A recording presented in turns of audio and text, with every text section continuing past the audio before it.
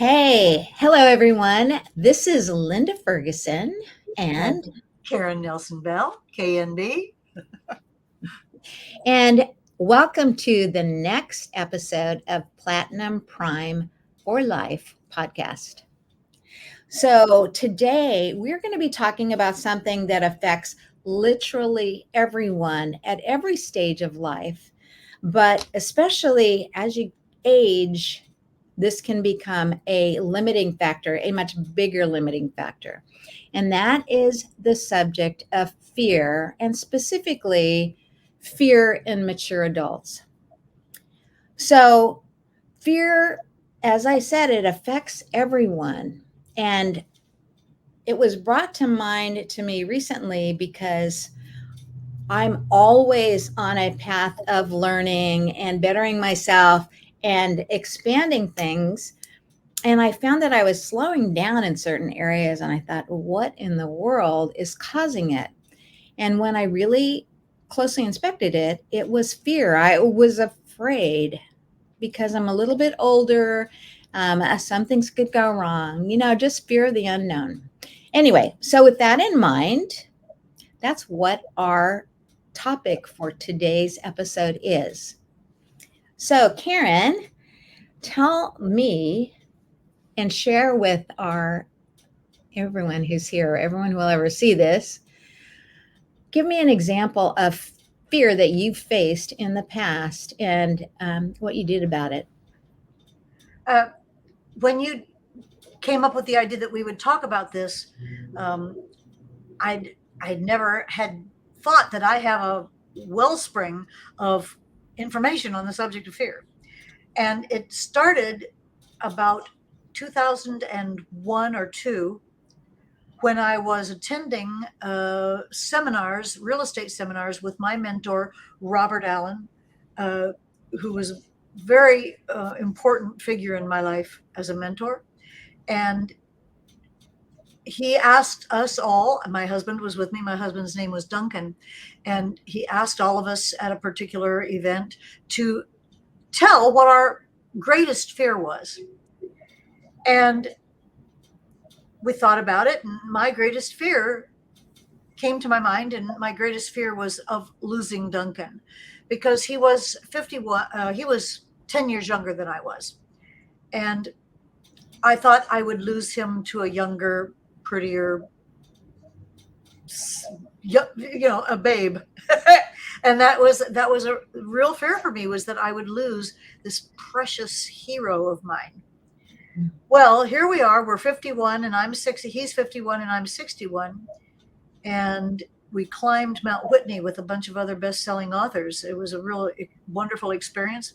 And he didn't make it to the summit. And 30 days later, he climbed a different kind of a mountain and he left this earth. So my fear had been realized. My fear came. And it wasn't in the form of another woman. It was in the form of cancer. And 30 days from the day we found it out to the day he left. And so it happened. And then I had to live with that experience. And people would say to me, how are you doing? And I'd say, I must be doing fine because I'm putting one foot in front of the other.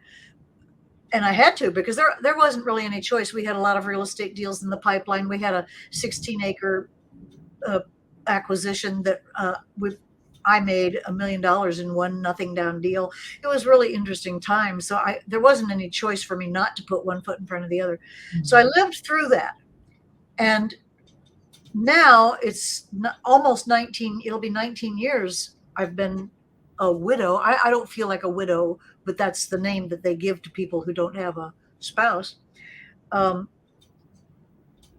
19 years, that fear has definitely gone away. I don't have that fear. Even if I have a new husband, even if I have the great fortune that you had to find another person that wants to share the adventures of life with me, I wouldn't have that same fear because it happened and I survived. So what is my fear? My greatest fear now, this sounds, I don't know. My greatest fear is that I would live a life that nobody cared about except me. I don't want to live a life that just, I'm just gonna, it makes me weepy to think about it. I don't know why it's so important to me, but I don't want to have wasted, I don't want to waste this time and this chance. Yeah. That was completely unexpected. I had no clue that was. I didn't know I felt that strongly about it. I feel pretty. Apparently, I feel pretty strongly about living a purpose-driven life. There was a marvelous book called A Purpose-Driven Life, and I read it when I was studying with Robert Allen. And yeah, I want to live a purpose-driven life. It's part of my daily. I have a daily thing that I reflect upon, and that's it. I want to live a purpose-driven life, and so the fear of not doing so, like what I do, what I say, what I think, anything just doesn't matter at all. That would be awful. So that's Thank my you. story, is that once you've faced it and it's happened, then you can just get over it and go on. Sure. And do something, and also do something about it, because now I'm trying very energetically to live a life that matters. Right. Well, thank you for sharing that. That actually, the fear of irrelevance, or so that's the fear, in your case, a purpose driven life. Living a purpose driven life is wonderful. And you know what? You share so much with so many people that glad you overcame that fear and glad you continue to work on it and you continue to share. So I also have a story I about. was going to say, can you answer the question, please? I think we should both answer this I'm a question. talker. What can I say? My story happened quite a bit sooner, or I think it's like 30 years ago. I'm trying to think, but I think that's roughly it. And it was a trip to Knott's Berry Farm. And I was standing in line with my kids. I have 3 children, and they were much younger at the time, and they were very excited about going on.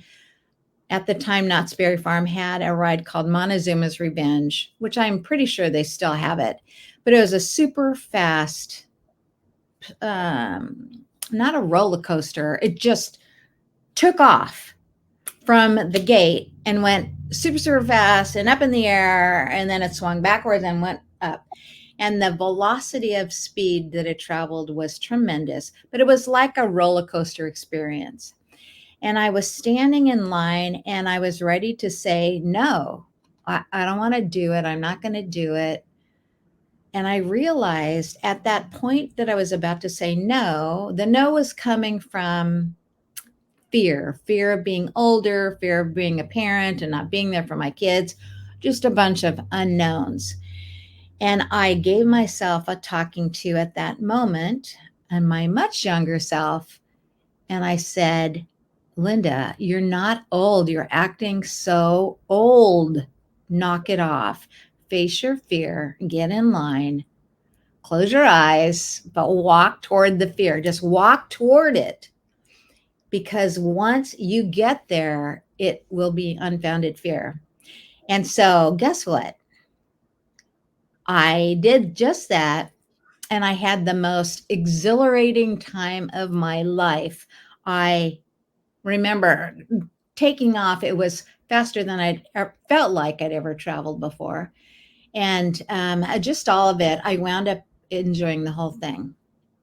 So for me, that lesson of, oh yeah, I recognize that I'm fearful right now, and I am just going to put my blinders on and walk forward toward what I always call the wall of fear, and just keep walking, because every time I do that, the wall disappears when I get there.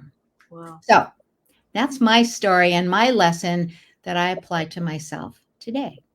I love it. I love it. So I thought you might be interested in just, as you get older, almost every one of us, and I'm going to be so bold as to say every one of us, go through fears.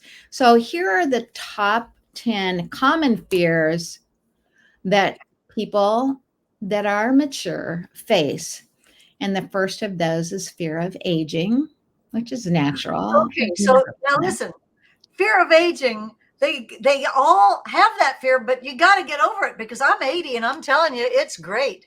80 great. 80 is fantastic. So this fear of aging is like, you should have the fear of not aging, because not everybody gets the chance to age. There you go. So what is your advice for overcoming the fear of aging, Karen? Well, interesting you should ask, because I just this morning, I write in the mornings, and I'm writing a book called Super Senior, because I are one, and I want to find ways for other people to claim habits that will make them live. I think the fear comes from you. It isn't just the fear of aging; it's the fear of aging badly. I mean, they don't want to have the other things that they're afraid of. They don't want I know that they're going to be on your list. There's other things that people think have to come with aging, but they don't have to. And it starts with you making certain choices before you're 80. You need to make the choices sooner than I did.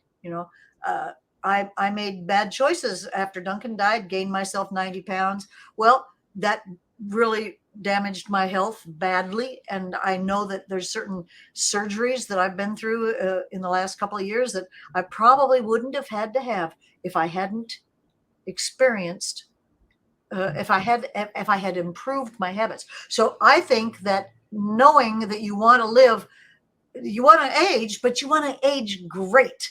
And that's what I'm all about. I'm all about aging great. And I am aging great. What do you think of that?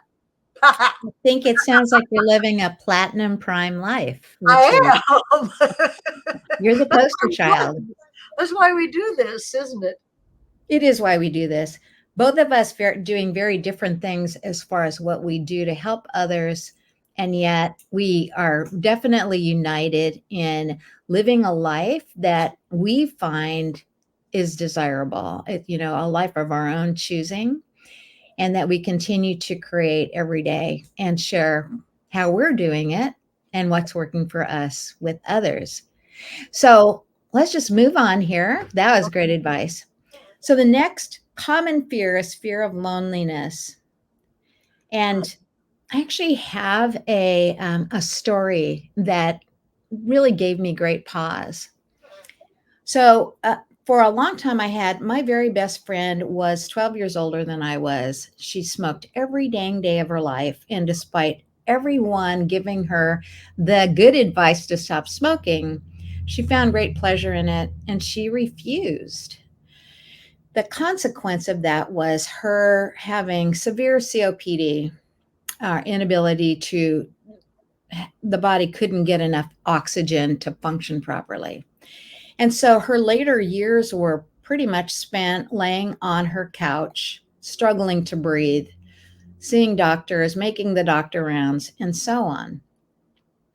And she'd been a close friend for so many years. And I thought, oh my gosh, I'm going to lose her soon. Her 95% of her life had been taken away. So I called her once and I said, hey, do you know about Facebook? And she said, no, I don't know about Facebook. And I said, okay, so, get a laptop, sign up for this, and get on Facebook. And we're talking fear of loneliness now. So she had been cut off from everyone and she didn't want to see anyone because she was so incapacitated, did not look like herself. Suddenly, with Facebook, she made not only a reconnection with her old friends, but she made a lot of new friends with similar likes. Wow. And she lived for, I think, 8 or 9 years longer. She started socializing again. I mean, it was miraculous. So her fear of loneliness was actually killing her. She was alone.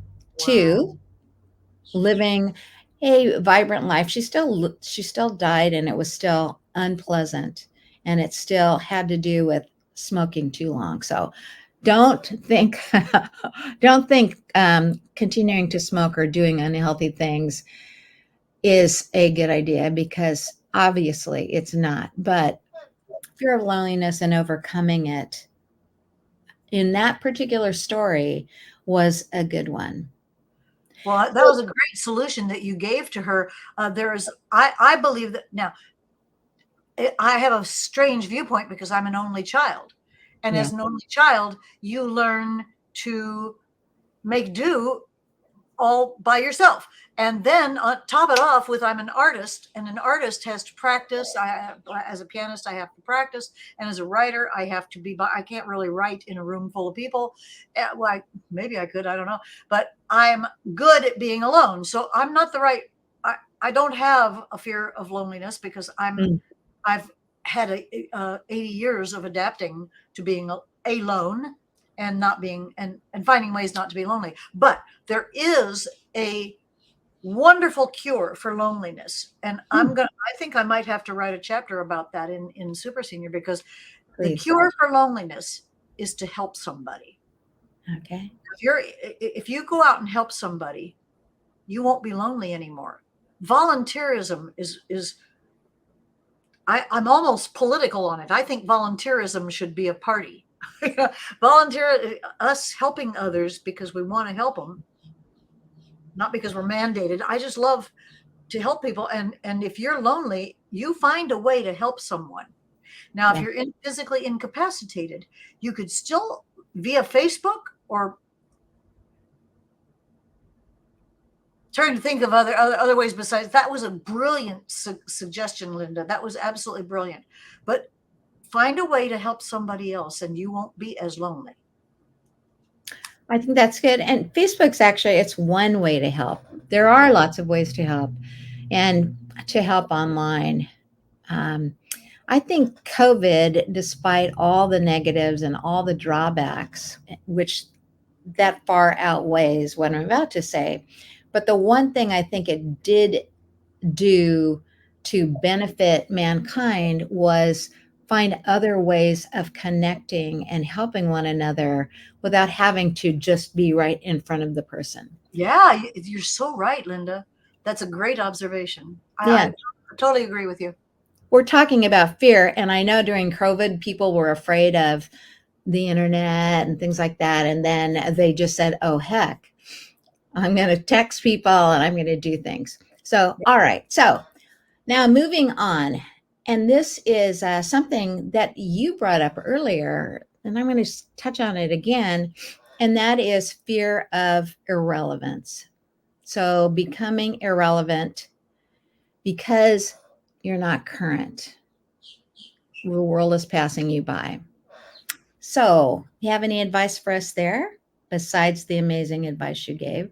I wonder if the irrelevance is also a sense of purposelessness, because to stay relevant, you have to have a purpose to do so. Just watching the nightly news doesn't give you a sense of purpose, but it would keep you up to date and you'd be knowing things, but wouldn't make you happy.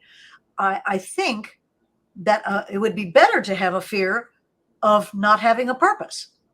If you Mhm. have to choose your fears, instead of choosing irrelevance, let's choose. When I said I want a life that matters, I don't mean I want it to be relevant. I want it to be valuable to somebody besides me. So if you have a purpose, you have reduced your fears. Now, my father was a highly intelligent, highly productive guy. He was my hero. He was genius and just fantastic guy. But when he became ill with a lung disease, he hadn't smoked, but he was an artist, a commercial artist, and he worked with products that probably scarred the inside of his lungs, and he couldn't breathe. So the same thing that you described was what was happening to my dad, and he couldn't function. And so my husband Duncan took care of him for the last 6 months of his life, and it was intolerable to him, intolerable. And he wanted to leave this earth because he just couldn't imagine not being of benefit to anybody. So I think that to stay relevant would be to find a purpose. And I don't mean playing golf. because I'm not sure that playing golf and going to book clubs is exactly a purpose. I think a purpose that you have where you feel that you have worth to your fellow man, I think that, for me, that handles that fear. Because I have purposes more now than I ever did in my life. At 80, I have, like 10 more purposes, 10-fold, 10x purposes than I did when I was 21, that's for sure. So I believe relevance maybe shouldn't be the fear. I'm telling you what to fear. Fear not having a purpose. Does that make All sense? right. Yes. So you definitely live a purpose-driven life. Not everyone is quite as strong in that area as you.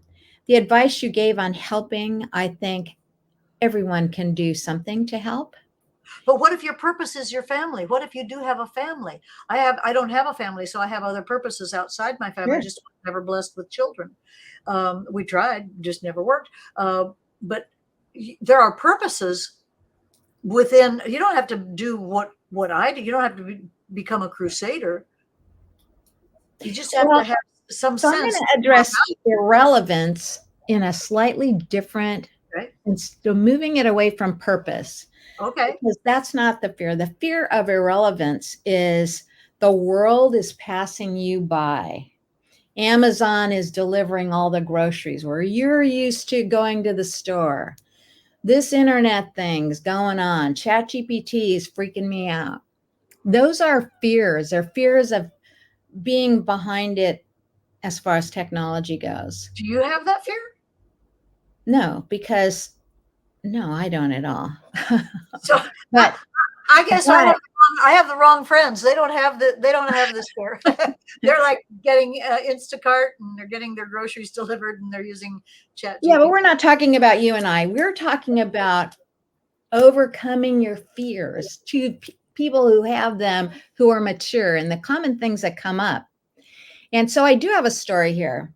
Okay. So one of the businesses that my husband and I bought really a long time ago, I'm not that old, but it was a long time ago, was a video store. So the story behind the video store is I have 3 children, I'm a mom, and I have a very technology minded husband at the time. And so videos were relatively new. And we would go to the video store once a week. That was like our treat, and we'd get a video. And for some reason, the videos, like, I don't know what it was. You didn't just turn on the TV and have the TV happen. You got a thing and you put it in a thing, and then it made a video show up. Today, it's laughable. But at the time, there was something about that technology that frightened me. And I would sit in the car. They would all go in. I wouldn't even get around those things. So fear of technology, which is exactly what that was. It was technology. I didn't understand it. And I let the fear come in rather than look at it and go, this is ridiculous. It's stupid. I Get got in there. I Right. I get what you're saying, and I see that it was a little different than what I was taking it Yeah. as. Yeah. So now I'm remarried to absolutely stellar, wonderful, love everything about him man. And, but technology is not a strong point. And so here I am, all technology, newfangled this and that. Oh, come on, let's, let's automate all this stuff when I first arrived. And he had back off on it because he's a bit more conservative than I am. And so, I just recognized it because I used to be there. So the story, couldn't go into a video store to owning a video store. That's pretty much been a pattern of my life. But a nod to feeling irrelevant because you're not embracing the speed that the world is changing around you is a fear. So overcoming it, you've given advice for, is my life irrelevant, which is good advice. And mine is, do you feel like things are moving faster than you're comfortable with, and you feel pressured to understand what these things are, or it's like a fear of missing out. You're not going to get it. You're going to feel old, an old fogey. FOMO, fear of missing out. What's your solution? What is the solution? Put your blinders on, walk forward, order something from Amazon if you haven't done that yet. And COVID, I think, handled. I wish I would have invested in Amazon stock a while ago.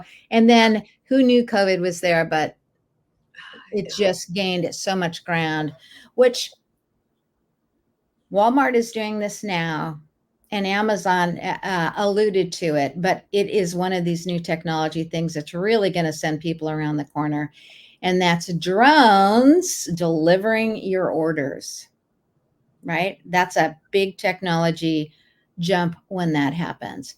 So I want to see how they're going to do it, because I live in a condo with a locked door. I live in a high-rise condo with a locked front door. What's the drone going to do when they get to the front door? you're going to have to stand on the roof. You're going to have all sorts of people crawling up on your penthouse roof going like, where's my order? There are videos that exist of Walmart delivering. I think they do candy or certain sort of things, which they will do with the drone, and you can option that. But let's just say if you live somewhere remote and those ubiquitous Amazon vans aren't going to make it out to you, but a drone can make it pretty easily. Yeah. It could be a solution. Anyway, fear of irrelevance is just take that first little baby step and see if your fears are founded. Sometimes they are, so you can't take that away from being fearful. But if they're not founded, and you can do a little bit, once you've done a little bit and you take the win at that little bit step, and then you do a little bit more, you're going to find your comfort zone with that thing you were afraid of. And that is my advice to you. Okay, I like that. Okay. Now, next one is a biggie. Fears over 50 or being mature is fear of death. What do you say to that?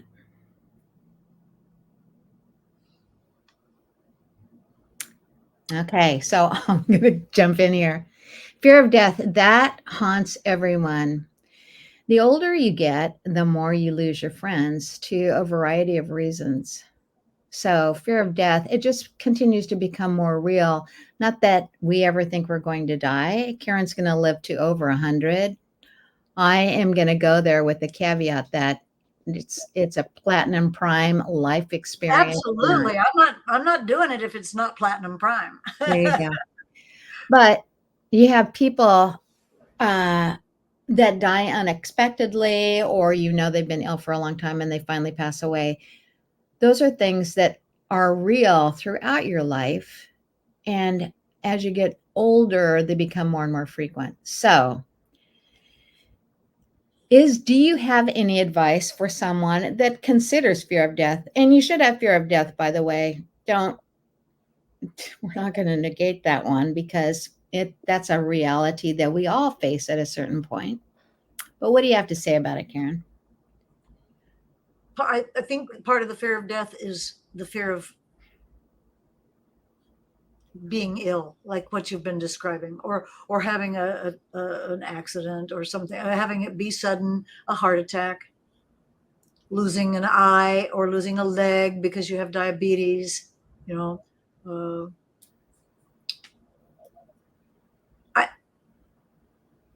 think that you can probably minimize it by the choices you make, because I feel like I intend, I don't know if I make it to 99, it's a good game to play, right? Because even if I don't make it to 100, if I make it to 99 and I'm still healthy and I'm still got my marbles, well, that's a good game to play. So my plan is that I want to hold my own memorial service so that I can see what y'all say about me. I don't want to rely on me being able to hear you from the great beyond. I want to know, and I want to plan the music, and I want to plan the food and the naked dancing boys, if there should be some. I don't know, but and then when I go to bed that night, I'm going to go to bed, and then you can come get me, and that's how I want to go. But the fear is that that's not how it's going to be. And it'll be interesting to see how close I can get to that party. You're invited, but I don't, that memorial service, I don't know how that's going to turn out. And that's probably why there's the fear, is because you don't know, and you won't know. You won't know. You don't decide. You don't actually, well, I don't know, maybe you partly decide. Maybe it's maybe you have intentions. Well, I'm intending to live this long, healthy life, but probably the fears, I think you have a few other fears that you're going to mention. I'm not sure if I know that we're at the 30-minute mark. We usually say we're going to go 30. Do you think we should go 40 this time? Yeah, we just have a few more, and these are actually worth discussing. Yeah, well, I wonder if they're going to be health issues. Are they health issues? Not necessarily. Health, because health is your area of expertise. The best advice that you've ever given me is just stay healthy, figure it out. I'm like, okay. Well, my real advice is stay out of hospitals. Stay out of doctors' offices as much as you can. Yeah. And because I think in terms of death, my fear would be having Alzheimer's, having memory loss and Alzheimer's, and because it's such a painful thing for your family. I don't know if it's painful for you. Maybe it's not, but I suspect that it is, because one of the symptoms is that you're angry.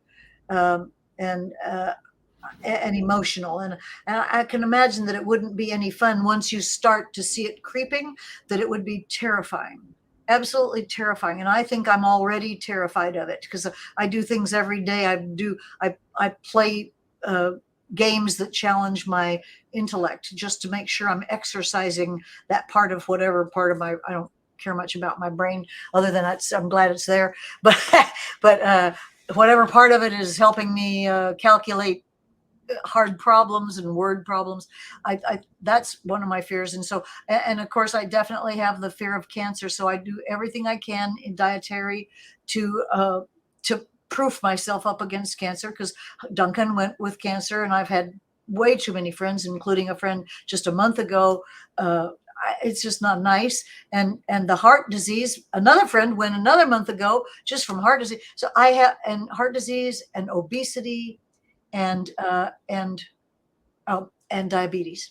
And diabetes is not a good death. If you are pre-diabetic, you want to do something about it, because pre-diabetic, I had one medical professional say there is not any such thing as pre-diabetes. It's all diabetes. It's just is less diabetes than, like if you had terrible diabetes and you had to have your leg cut off or your toe or whatever, and over here is pre-diabetes, it's just you have less diabetes than somebody else, and it's a glucose management issue, a metabolism issue.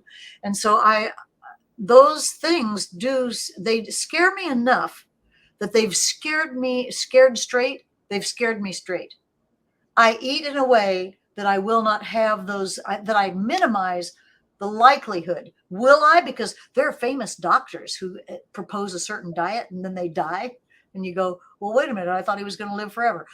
I propose a certain diet. I'm a keto person, and I'm experimenting right now with low oxalates. I don't know. Oxalates are the crystals that form and cause you to have pain, fibromyalgia and osteoarthritis and this and that. So I'm experimenting with a low oxalate diet. Give it to Karen, she'll eat it. No, give it to Karen, she'll experiment with it. Yeah. And so I think that those illnesses do play into the fear of death, because you don't want to go that way. You want to go like I'm going to go, like singing and naked dancing boys, and that's a better way to go. Yeah, I agree with you. Yeah. All right. So fear of death. Here's my advice. Okay. Again, mine is facing fear. So one of the things that fear does, and it does it very, very effectively, is it causes someone to not take action. Fear causes someone to just stop, because they don't know. It's fear of the unknown. You don't know what's going to happen. So when you can do anything And that's like a baby step. That's like, okay, face your fear, right? Name your fear, get exactly what thing it is that's named. If that's too big of a thing, like it's dark, what's one little thing you can do? So as far as death goes, death is a finality. After that, this particular lifetime has ceased. Is get your house in order, get your affairs in order. Don't be messy about your life. So, Oh. facing that fear, what can you do, especially as you're older, Ah. is just, do you have an estate plan? Do you know that if something should happen, a bomb falls or there's a lightning strike that happens, whatever, do That's you such have good something advice. in place so that you haven't left a messy life for someone to have to come in and clean up after you? You want to not have that. So estate plans, that's what those things are. Financial plans, that's what those Incredible. things are. You know what I like about you, Linda? What? I like that we can have different viewpoints and still love each other.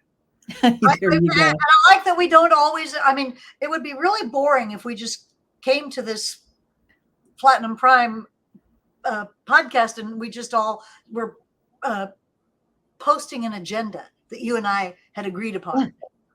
That's that's one of the things that I love about you is that Ah, we don't agree on everything, but we love each other nevertheless. And I thank wish that you. that was more possible out in the world.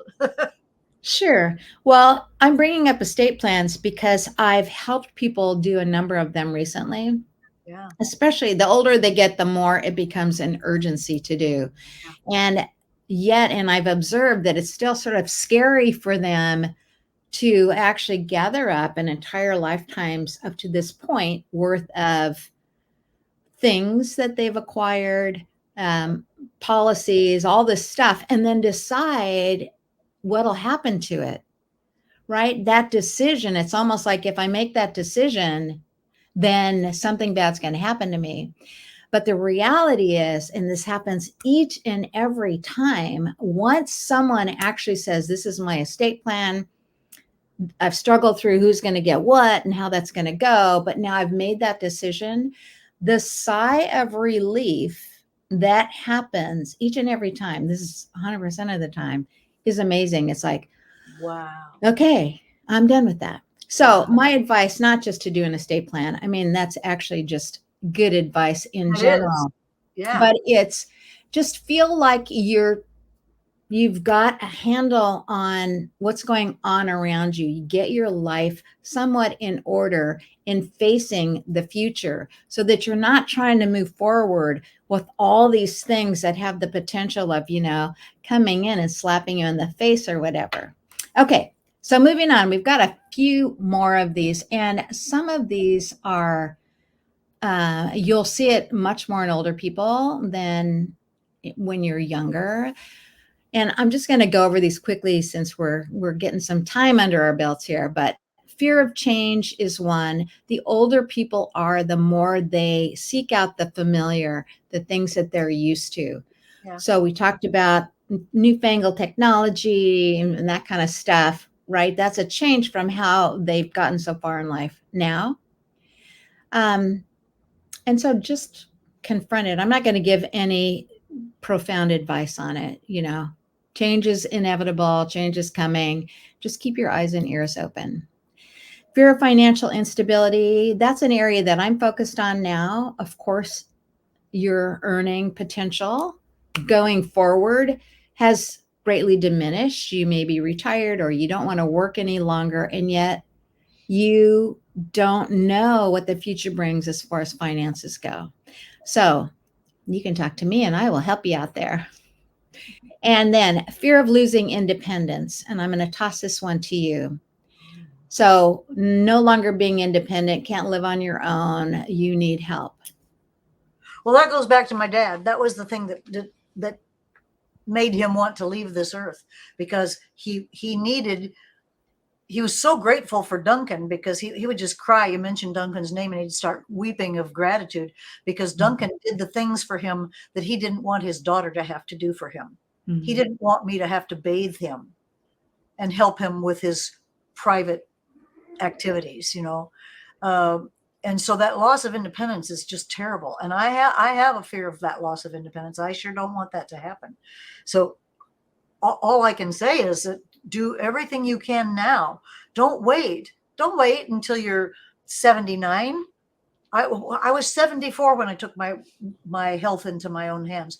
And I was 90 pounds overweight at that time, maybe 100. It depends on who you ask. But I was overweight, and at the age of 74, and I turned it around.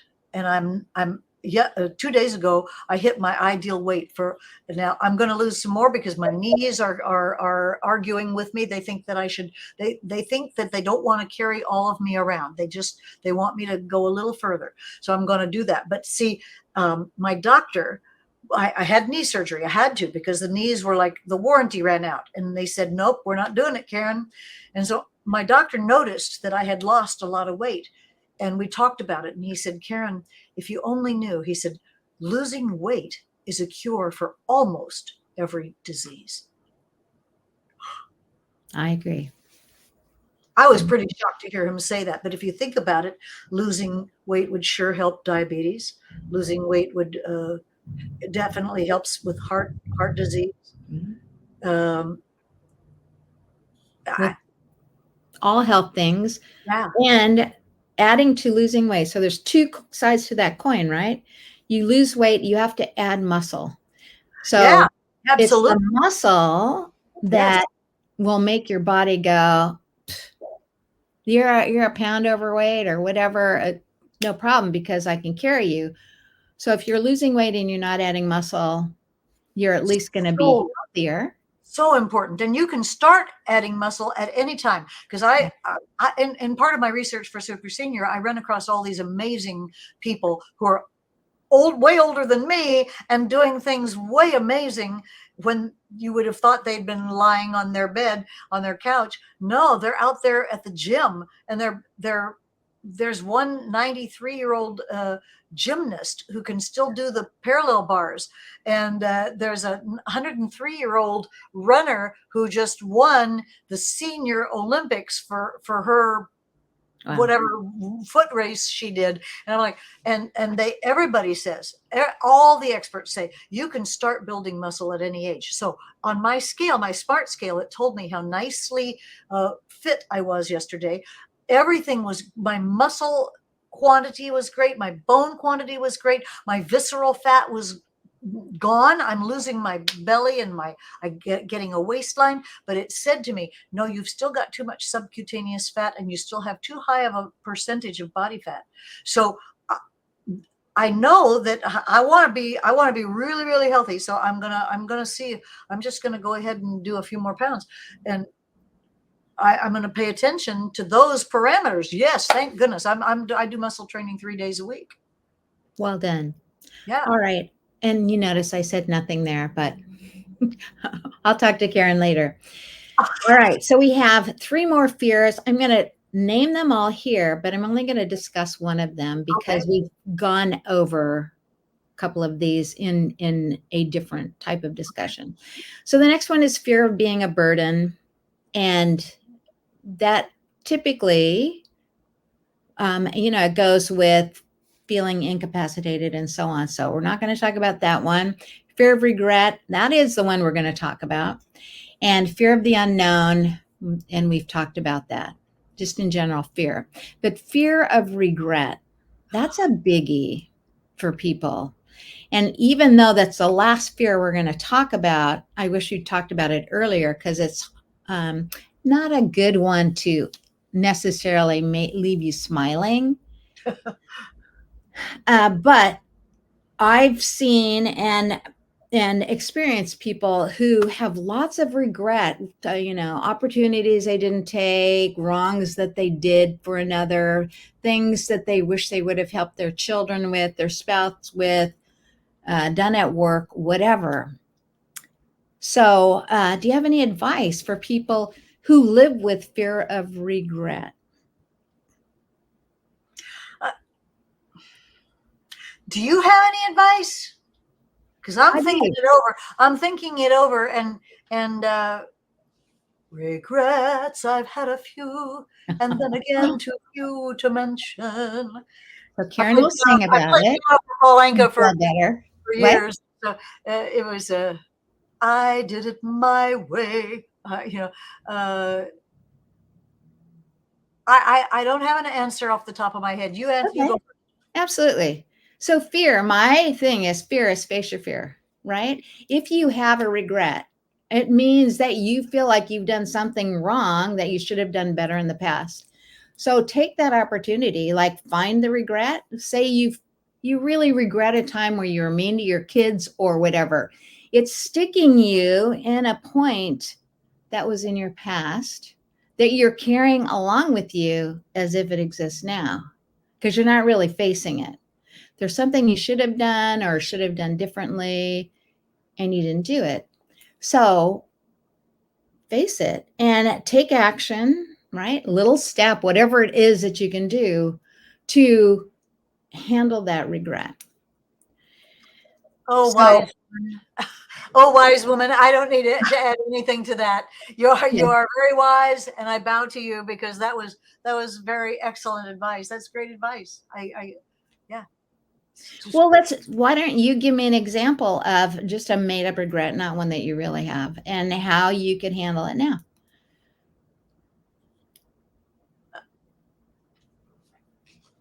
one of my biggest regrets is Duncan leaving so soon at the age of 51. So I don't know how I would handle. Would I have found? I regret the fact that the doctors looked at him. He didn't feel that great before we climbed the mountain, and the doctors looked. I don't know. I don't know. I can't think of how I would handle that. That's one of my biggest regrets is him Okay. leaving. So I don't think you've just named it properly for yourself. That's a sad time, but what about it do you actually regret?